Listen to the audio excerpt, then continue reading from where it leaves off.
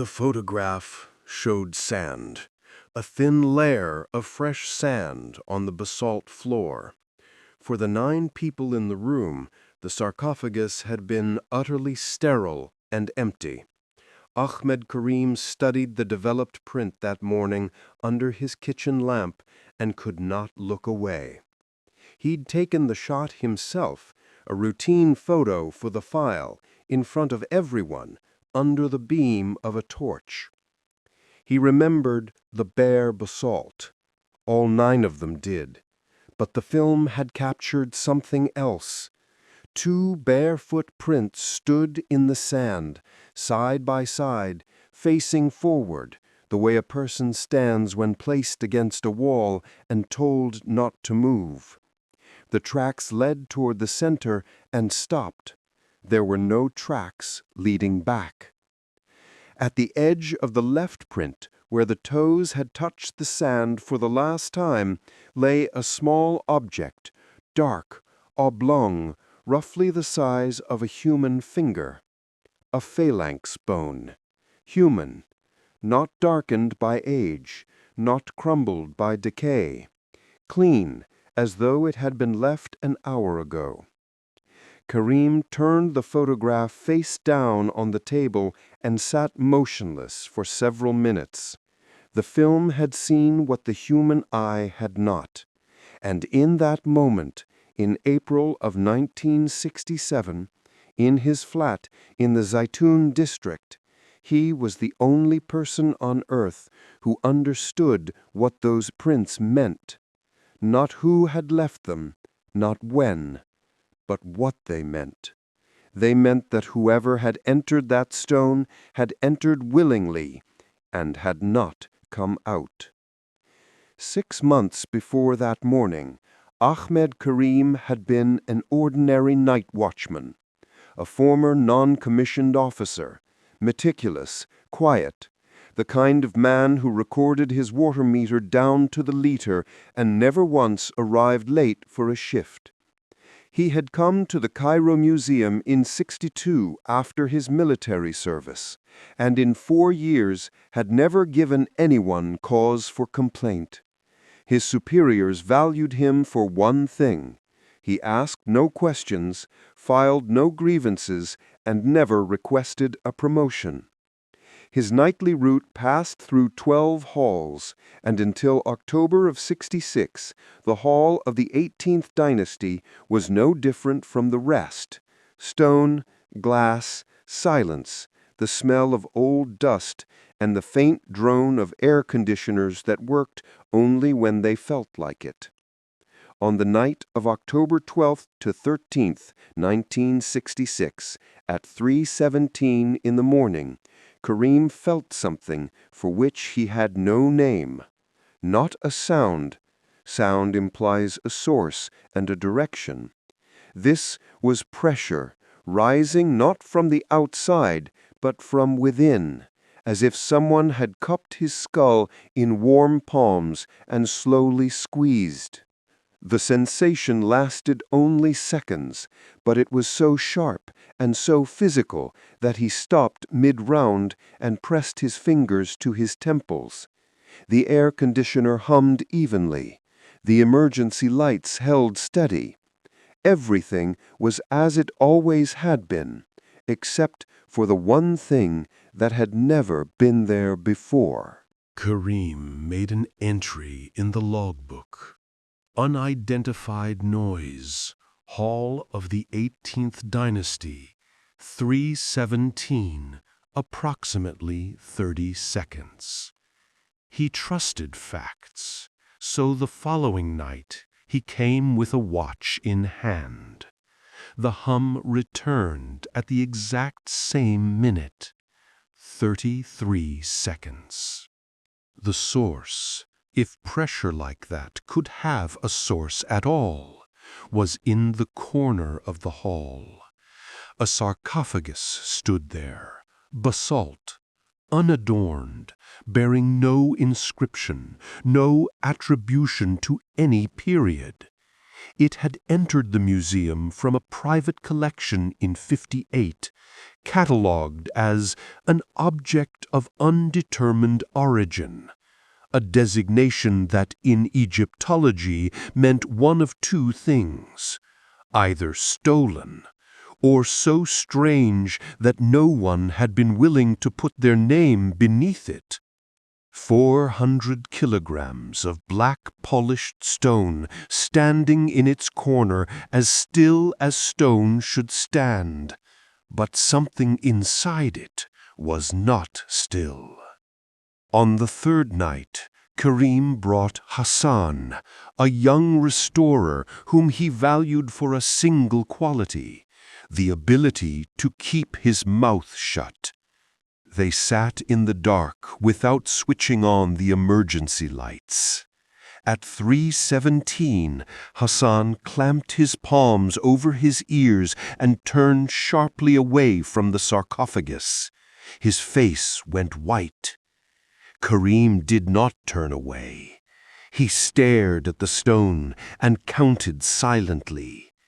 At the 28th second, the pressure reached a threshold beyond which thought became impossible.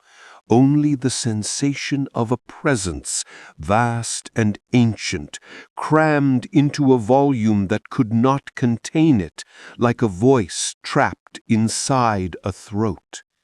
At the 33rd second, nothing. Silence returned instantly, with no residual ringing, no echo, as if someone had closed a door between two worlds. Hassan said afterward that he had heard singing, deep and monotone, like a funerary prayer. Karim did not volunteer what he himself had heard. What he had heard resembled a name, a single name spoken in a language that did not exist, at a frequency the human ear was never meant to receive. It was not addressed to anyone. It simply sounded, again and again, at the appointed hour, like a prayer uttered not for God, but to keep from forgetting who you are.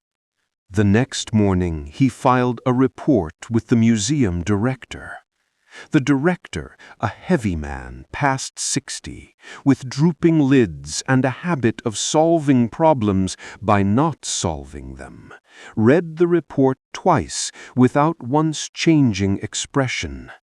Then he placed the paper in the bottom drawer of his desk, the same drawer that held files that officially didn't exist, and said in an even, almost gentle voice that the building was old, the ventilation faulty, and that such phenomena were explained by the resonance of stone slabs during the night hours. Karim nodded and left. He did not argue because he had enough experience to read between the lines. When a superior explains the unexplainable too quickly, too confidently, and too calmly, it means one thing. He already knows. Not the explanation, the phenomenon itself. Someone before Karim had heard it. Someone before Karim had filed a report. Someone before Karim had received the same answer about ventilation. And someone before Karim had stopped asking questions.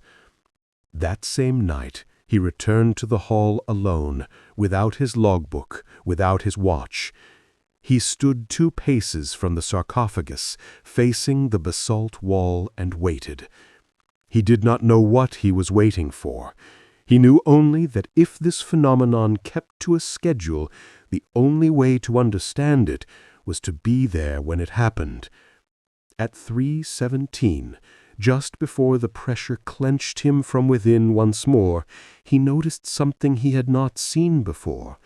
On the surface of the basalt, where there had been no inscription, no ornament, a faint darkening had appeared, a precise rectangle, the size of a grown man's palm, like an imprint left on the stone from the inside, from a side where no hand could possibly reach. Karim spent the next 60 nights in Hall 18.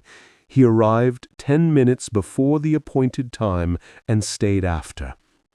The hum came with the precision of a fine clockwork mechanism. 3:17, 33 seconds. Cut. Not once did the deviation exceed 2 seconds. He methodically eliminated external variables, entering earlier and later, moving his chair closer and farther, switching the lights on and off, opening and closing the hall door. Nothing changed. The hum did not respond to anything he did. It was not a reaction. It was a schedule. Something inside the stone lived according to its own order, and whether Karim was present or absent meant nothing to it whatsoever. That was the most frightening part, the total indifference. No threat, no message, no attempt at communication. Just repetition, like a heartbeat. By December of 66, he delivered a complete log, 60 entries, each bearing the same time and the same duration, to the deputy director, Dr. Fuad Nasser. Nasser was a man with a German doctorate and a British habit of never showing surprise in public. He was regarded within the museum as the voice of reason, the person you went to once the director had already waved you off. Nasser read the entries, removed his glasses and cleaned the lenses, a gesture Karim had only ever seen from him in moments of extreme strain, then uttered a single word: vibration. Karim silently placed 60 pages on the desk, 60 nights, one time, one duration, without a single exception. Nasser stared at them for a long while, as though counting, then picked up the phone and called Cairo University. The tone of the conversation, brief, no pleasantries, said everything. Nasser had made this call before. Tariq Salam, a professor of acoustics at Cairo University, a short man with a briefcase packed with instruments and a habit of speaking about sound as though it were a living creature with a temperament and intentions of its own, arranged his equipment around the perimeter of the hall, connected the wires, and sat down to wait. Karim sat beside him. At 3:17, the instruments registered nothing, not a single fluctuation. The needles didn't twitch. Salam frowned, circled the hall, checked every connection. Karim stood by the sarcophagus and felt the pressure, the same as on each of the 60 nights before. It clenched him from the inside, steady and indifferent, as though it noticed neither the instruments nor the professor. Karim asked whether he could hear anything at all. Salam answered curtly, no, and added, if the instruments were silent, then so was reality. That was the moment Karim understood the thing that turned him cold. He was the only one who could hear it. In the morning, he came back with a torch. The basalt was clean, no darkening anywhere. He filed a request for transfer. The request was denied without explanation. Someone higher up had decided that Karim would stay. He was not the first to hear it, and his observations were needed by someone who had no intention of observing in person. The acoustic engineers arrived in mid-January with equipment that filled 3 military crates and required its own generator. There were 2 of them, young specialists, class of 64, to whom a night watchman with a logbook was at best a conscientious and superstitious old man. They spoke to each other with exaggerated cheerfulness and positioned the microphones with the professional carelessness of people who already knew the outcome. At 3:17, the recording needles jumped simultaneously. Both engineers turned to their instruments. The boredom vanished at once. The frequencies ranged from 6 to 8 hertz, deep infrasound, well below the threshold of hearing. The human ear does not perceive it as sound. The body perceives it as unease, as causeless dread, as an overwhelming urge to leave the room. That was exactly what Karim had felt for more than 70 nights. The word for it was infrasound, but the word explained the symptom, not the cause. The senior engineer delivered his diagnosis: resonance within a stone cavity, nothing unusual, an acoustic effect of an enclosed space. They coiled the wires neatly, collected their recordings, and drove away. Karim stood in the doorway and watched them load the crates into their vehicle. He said nothing. He waited. 10 days later, they called on their own. The voice was different, no condescension, no irony, no certainty. The senior engineer said he would like to return and repeat the measurements. Karim asked what the problem was. The pause on the line lasted 4 seconds, long enough to be an answer in itself. Infrasound, with those characteristics, rhythmic, strictly periodic, with constant amplitude and an absolutely stable frequency, could not be passive resonance. Passive resonance decays, drifts, depends on temperature, humidity, random external vibrations. It lives and dies like any echo. What the recorders had captured did not die. It behaved like a source, active, constant, deliberate. Inside 400 kilograms of sealed basalt, something was generating sound with mechanical precision. The engineer did not say it outright, but Karim understood. They returned as a group of 4, with additional equipment, and a man who was introduced to no one. This man did not touch the instruments, did not ask questions, did not take notes. He simply stood by the sarcophagus with his arms crossed and studied the basalt as though confirming something he already knew. Karim watched from the corner of the hall. In 30 years of adult life, the army, the service, the museum, he had learned to read people by the way they stood. This man stood the way a person stands before a danger they have faced before. That night, the recorders captured something new. Alongside the primary signal, 6 to 8 hertz, a second layer appeared on the tape, a significantly higher frequency at the very edge of human perception. Not chaotic, not random, structured. The engineer deciphering the recording right there in the hall, under the glow of a desk lamp, ran the segment several times and said what was already obvious to everyone in the room: modulation. An ordered structure had been layered onto the carrier infrasound signal, a pattern, not noise, not a recording artifact, a message. Someone or something was transmitting information on a frequency that the human ear perceives as nameless dread. The man who had not been introduced took a copy of the recording, placed it in his briefcase, and left the hall without waiting for the measurements to finish. He did not say goodbye, did not offer thanks, did not leave a card. Karim watched him to the door and knew he would never see him again. He was right. The next morning, Nasser summoned Karim and told him without preamble the matter was being transferred to another department. Which one he did not say. All logbooks, recordings, and copies were to be surrendered immediately. Karim handed over everything except one page. The page on which, during the first night, he had sketched the darkening on the stone. The handprint from the inside. He folded it into quarters and slipped it into his pocket. There comes a moment when the only thing you have left is what you managed to hide before they asked for the rest. The recording was slowed down 100-fold.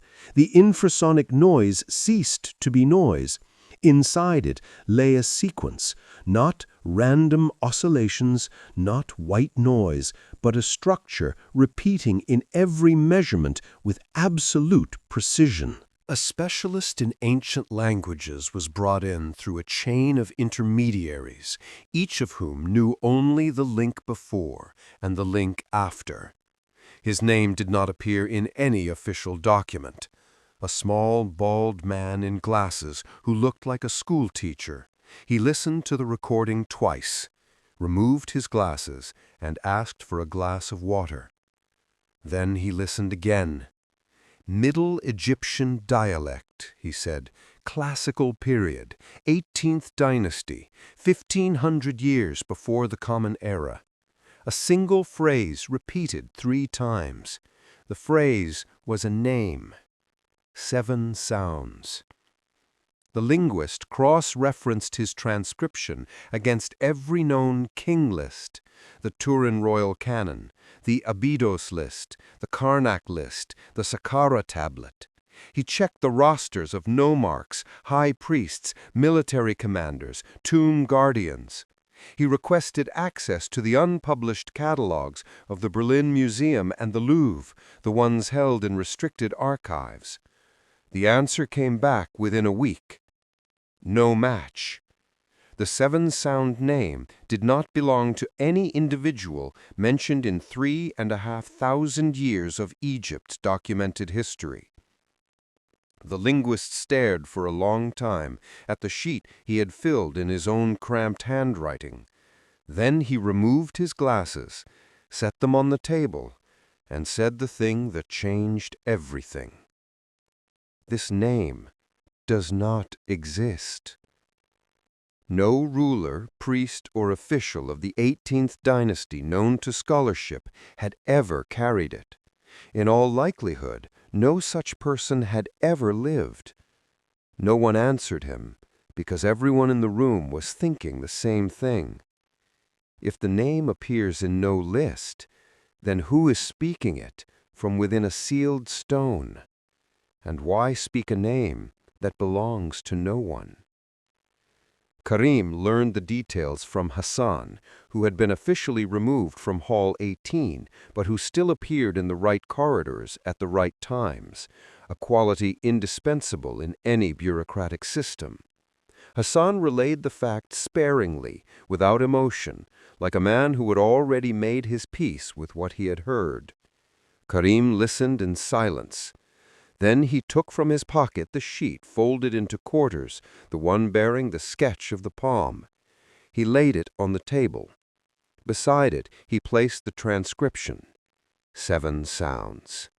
7 signs. He asked, had they opened the sarcophagus? No. And Hassan added that this was precisely what troubled those handling the case more than anything else. The basalt lid had no grooves, no mortar, no tool marks. It sat on its base as though the two had been cast together, a single monolith. Yet the seam between lid and base was perfectly even, without the slightest gap, as if the two halves had been made to separate, but refused to allow it. Neither drill nor chisel nor diamond blade had left a mark on the stone. The sarcophagus was sealed, the way something is sealed, from the inside. Karim sat at home in the dark, at his kitchen table, a glass of cold tea beside him, and thought. If the sarcophagus was sealed from within, and instruments were detecting sound from an emptiness, and that sound contained a name in a language 3,500 years old, then whoever was speaking that name was speaking their own. Like a prisoner knocking on the wall of a cell, repeating a name so as not to forget who he is. Only this prisoner had been doing it for a very, very long time, and the cell in which he was locked weighed 400 kilograms and stood in the corner of a museum hall past which hundreds of people walked every day without the faintest suspicion. The authorization to open it took 3 months. The director resisted, not out of superstition, but out of practical caution. Opening an unattributed sarcophagus without documentation carried the risk of legal complications. The provenance was murky, a private collection that had changed hands 4 times in 20 years. The first owner, a British antiquarian, had sold it within 6 months without explanation. The second, a French diplomat, had passed it to a dealer with a single line in the accompanying letter, "I no longer wish to keep it." The third sold it to the fourth at half the price he had paid. The fourth bequeathed it to the museum. No one explained why they had parted with an object appraised at a considerable sum. But the pressure from above proved stronger. Someone in the department to which the case had been transferred wanted to know what was inside, wanted it badly enough to bypass procedure. In April of '67, a commission of 9 entered the hole. 2 Egyptologists, a forensic pathologist, a ministry representative, 3 technicians with hydraulic equipment, Nasser and Karim. Removing the lid took 4 hours. The basalt did not want to let go. Levers slipped. Jacks lost their purchase on a level floor. Twice the lid, raised barely a centimeter, dropped back into place with a heavy, muffled thud, as though someone were pressing down on it from above. One of the technicians said quietly to the other, "It doesn't want to." The other did not reply. When the lid finally gave way, slowly, with a long grinding moan of stone that sent a chill down every spine in the room, all 9 fell silent at the same moment. Inside was emptiness, and that was worse than if a body had been lying there. An absolute sterile void, not a single mote of dust, no trace of organic matter, no smell of decay. The walls retained a polish impossible for an object buried 3 millennia in the earth, smooth, black, with a dull, oily gleam. The pathologist leaned in, ran his hand along the stone, and stopped. The stone was warm. Not room temperature, warm like living skin. The temperature of a human body.